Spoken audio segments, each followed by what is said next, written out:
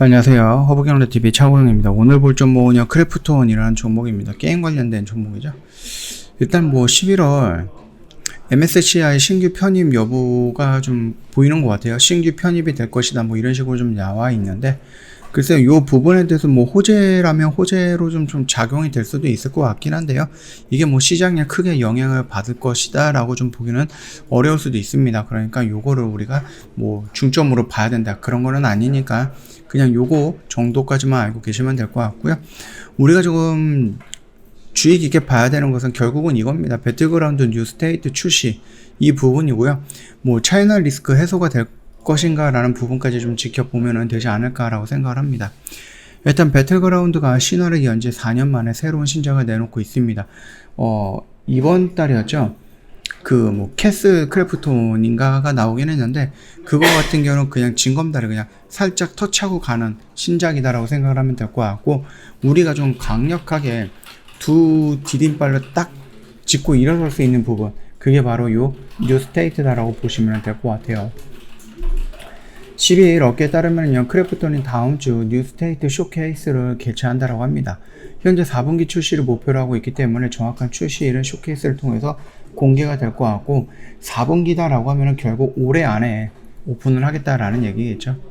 일단 글로벌 사전 예약 같은 경우는 4천만 명을 돌파했는데, 이거는 예전이거든요. 지난달 중순 기준으로. 그렇기 때문에 거의 한 달이 지났기 때문에 이 4천만 명에서 더 크게 증가하지 않았을까라고 예상이 되는 부분이겠죠.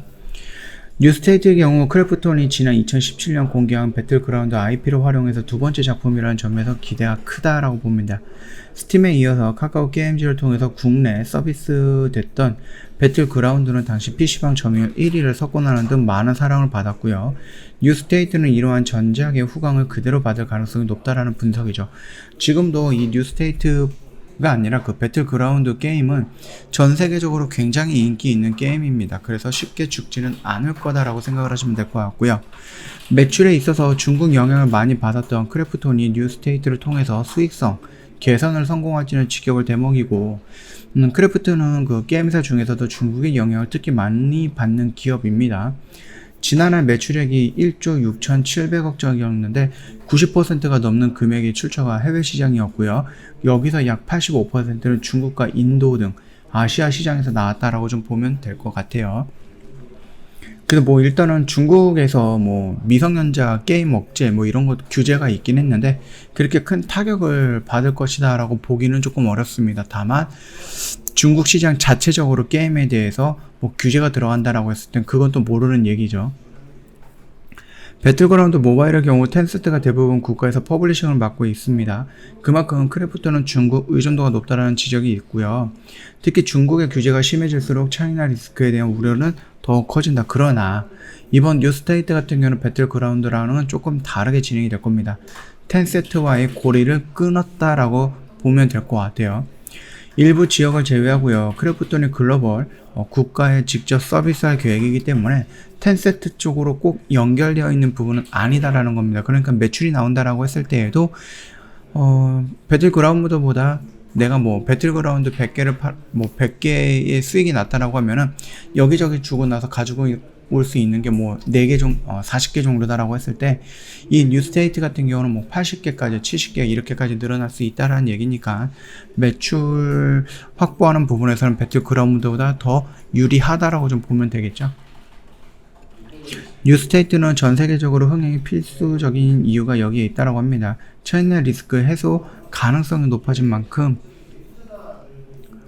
흐름도 나쁘진 않을 것이다, 그렇게 좀 생각을 보고 있는 거죠.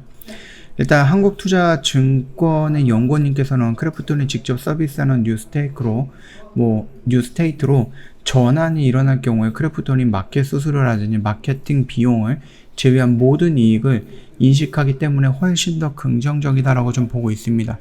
그래서 기존에 배틀그라운드를 이용하셨던 회원님들 또는 뭐 게임 유저들이 뉴스테이트로 이동한다라고 했을 때 그게 그렇게 최악은 아니다라는 부분입니다. 똑같은 매출을 낸다라고 했을 때 이익 부분에서 더 많은 마진을 낼 수 있는 뉴스테이트로 이동을 한다라고 했을 때 그게 그렇게 최악은 아니다라는 얘기겠죠. 그 점 참고하시면 될 것 같아요. 차트 흐름을 본다라고 했을 때에도 얘가 뭐 지수가 미뤄져서 같이 좀 무너졌던 부분이지만 지수 반등으로 인해서 같이 좀 올라오는 모습이죠. 그래서 여기에서 이렇게 박스권을 형성하고 있는 부분이고 지금 박스권 중단에 있다라고 보시면 됩니다. 여기서 지금 21선 다시 한번 돌파하기 위한 노력을 좀 보여주고 있고요. 최근에 들어왔던 외인들 매수 물량 이렇게 들어왔죠. 여기서 다시 올라온다라고 하면은 전 고점 라인까지는 좀 무난하게 올라갈 수 있을 것 같고요. 그 다음에 쇼케이스 통해서 배틀그라운드의 이제 출시 일정이 확정이 된다라고 했을 때는 이벤트가 확정이 되는 거기 때문에 그 이벤트에 맞춰서 상승 모멘텀, 상승 기대감을 새롭게 형성을 하면서 올라갈 수 있다. 그 정도까지만 좀 봐주시면 될 것 같습니다. 저 허브경제TV 홈페이지 놀러오시면 카톡 친구 추가하는 방법 그림으로 올려놓은 게 있기 때문에 어렵지 않게 카톡 친구 추가 가능할 걸로 좀 보고 있고요. 카톡 친구 추가가 된다라고 하면 저희가 드리는 여러 가지 혜택들이 있는데 그 중에서 무료로 제공해드리고 있는 허브 리핑이라는 영상이 있습니다.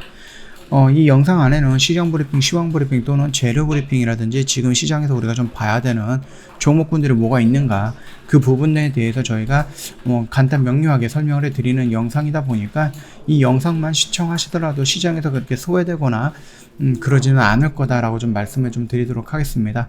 아직까지 카톡 친구 추가 안 하셨다라고 하면은 빠르게 카톡 친구 추가하시고 허브리핑 달라 이렇게 요청을 하시면은 저희가 잊지 않고 바로바로 보내드리도록 하겠습니다.